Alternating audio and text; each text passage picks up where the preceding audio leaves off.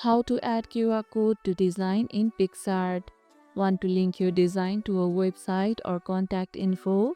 Here's how to add a QR code in Picsart.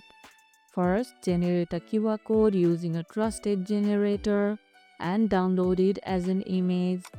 Then open your design in Picsart and click Add Photo. Upload the QR code image and position it on your design where it's easy to scan. Resize it as needed and make sure it has enough contrast to be readable. Click Apply and save your design with the QR code included. What kind of info do you link with QR codes?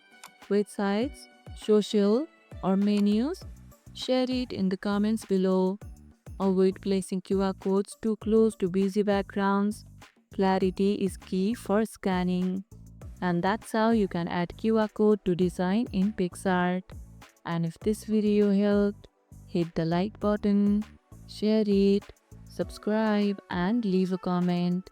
Thanks for watching and I'll see you in the next one.